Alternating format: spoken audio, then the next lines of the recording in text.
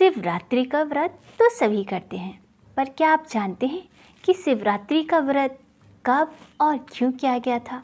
सबसे पहले किसने शिवरात्रि का व्रत किया था और शिवरात्रि का व्रत करने का क्या फल है?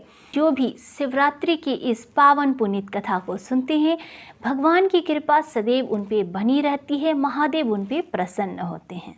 प्राचीन काल में चित्रभानु नाम का एक शिकारी था। वह जानवरों की हत्या करके अपने परिवार का पालन पोषण करता था। वह एक साहूकार का कर्जदार था, लेकिन उसका ऋण समय पर नहीं चुका पाया। क्रोधित होकर साहूकार ने शिकारी को शिव मठ में बंदी बना लिया। संयोग से उस दिन शिवरात्रि थी और शिकारी ध्यान मग्न होकर शिव संबंधित धार्मिक बातें सुनता रहा। चतुर्दशी को उसने शिवरात्रि व्रत की कथा भी सुनी। शाम होते ही साहूकार ने उसे अपने पास बुलाया और ऋण चुकाने के विषय में फिर से बात की। शिकारी अगले दिन सारा ऋण लौटा देने का वचन देकर बंधन से छूट गया। अपनी दिनचर्या की भांति वह जंगल में शिकार के लिए निकला, लेकिन दिन भर बंदी गृह में रहने के कारण वह भूख प्यास से व्याकुल था। शिकार खोजता हुआ बहुत दूर निकल गया। जब अंधकार हो गया तो उसने विचार किया कि रात जंगल में ही बितानी पड़ेगी। वह वन एक तालाब के किनारे एक बेल के पेड़ पर चढ़कर रात बीतने का इंतजार करने लगा। बिल वृक्ष के नीचे शिवलिंग था, जो कि बिल्व पत्रों से ढका हुआ था। शिकारी को उसका पता ही नहीं था। पड़ाव बनाते समय उसने जो टहनियां तोड़ी वे संयोग से शिवलिंग पर गिरती चली गई। इस प्रकार दिन भर भूखे प्यासे शिकारी का व्रत हो गया और शिवलिंग पर बिल्व पत्र भी चढ़ गए।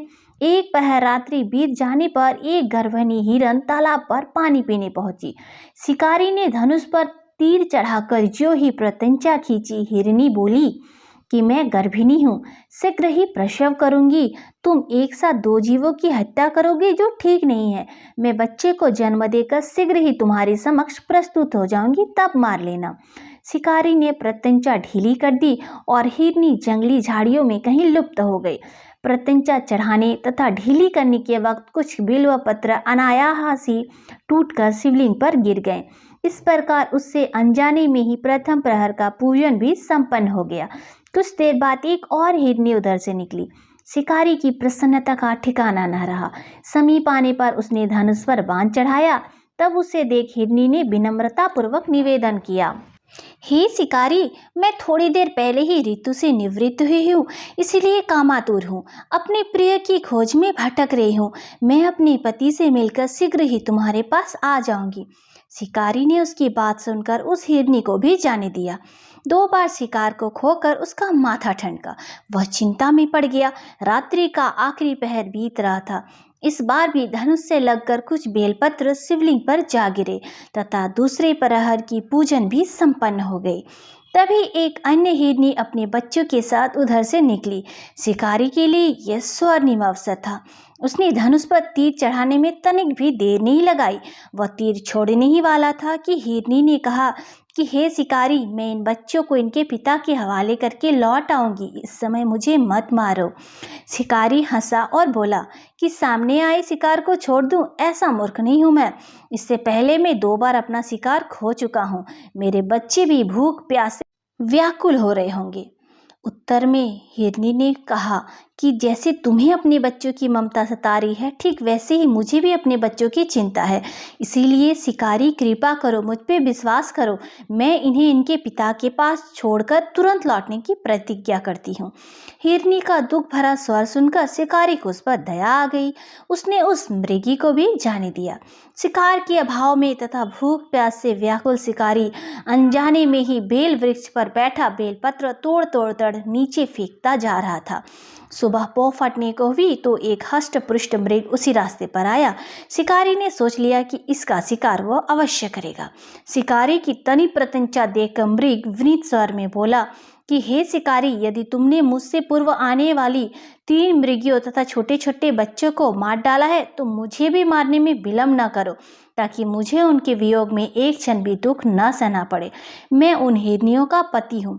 यदि तुमने उन्हें जीवन दान दिया है तो मुझे भी कुछ क्षण का जीवन देने की कृपा करो। मैं उनसे मिलकर तुम्हारे समक्ष उपस्थित हो जाऊंगा। मृग की बात सुनते ही शिकारी के सामने पूरी रात का घटनाक्रम घूम गया। उसने सारी कथा मृग को सुना दी। तब मृग ने कहा कि मेरी तीनों पत्नियां जिस प्रकार प्रतिज्ञाबद्ध होकर गई है, मेरी मृत्यु से अपने धर्म का पालन नहीं कर पाएगी। अतः जैसे तुमने उन्हें विश्वास पात्र मानकर छोड़ा है, वैसे ही मुझे भी जाने दो। मैं उन सबके साथ तुम्हारे सामने शीघ्र ही उपस्थित होऊंगा। शिकारी ने उसे भी जाने दिया। इस प्रकार प्रातः हो गई। उपवास, रात्रि जागरण तथा शिवलिंग पर बेलपत्र चढ़ने से अनजाने में ही उस शिकारी की शिवरात्रि की पूजा पूर्ण हो गई। पर अनजाने में ही की हुई पूजन का परिणाम उसे तत्काल मिला। शिकारी का हिंसक हृदय निर्मल हो गया, उसमें भगवत वक्त शक्ति का वास हो गया। थोड़ी ही देर बाद वह मृग सपरिवार शिकारी के समक्ष उपस्थित हो गया ताकि वह उनका शिकार कर सके। किंतु जंगली पशुओं की ऐसी सत्यता, सात्विकता एवं सामूहिक प्रेम भावना देखकर शिकारी को बड़ी ग्लानि हुई। उसने हिरण के परिवार को जीवन दान दे दिया और इस तरह अनजाने में शिवरात्रि के व्रत का पालन करने पर शिकारी को मोक्ष की प्राप्ति हुई। जब मृत्यु काल में यमदूत उसके जीव को लेने आए तो शिवगणों ने उन्हें वापस भेज दिया तथा शिकारी को शिवलोक ले गए। शिवजी की कृपा से ही अपने इस जन्म में राजा चित्रभानु अपने पिछले जन्म को याद रख पाए तथा महाशिवरात्रि के महत्व को जानकर उसका अगले जन्म में भी पालन कर पाए। शिकारी की कथा के अनुसार महादेव तो अनजाने में किए गए व्रत का भी फल देते हैं, पर वास्तव में महादेव शिकारी की दया भाव से प्रसन्न हुए। अपने परिवार के कष्ट का ध्यान होते हुए भी शिकारी ने मृग परिवार को जाने दिया। यह करुणा तथा निरीह प्राणियों का कल्याण करने के कारण ही वह शिव तत्व को जान पाया और उसका शिव से साक्षात्कार हुआ। परोपकार करने के लिए शिवरात्रि का दिवस के साथ साथ हर दिन आवश्यक है। हर दिन परोपकार करते रहें और भगवान के नाम का स्मरण करते रहें। अगर हम उन परम कल्याणकारी भगवान आशुतोष को स्वयं में लीन कर देंगे और उनके बताए हुए मार्ग का अनुसरण करेंगे तो हमारा शिवरात्रि का व्रत भी सफल होगा और हमारा जीवन भी सफल होगा। प्रेम से बोलिए नमः पार्वती पतये हर हर महादेव। और भी पौराणिक कथाओं को जानने के लिए चैनल को सब्सक्राइब कीजिएगा, वीडियो को शेयर कीजिएगा, तभी सभी इस पावन शिवरात्रि के महत्व को, इस व्रत कथा के बारे में जान सकेंगे। श्री शिवाय नमस्तुभ्यं।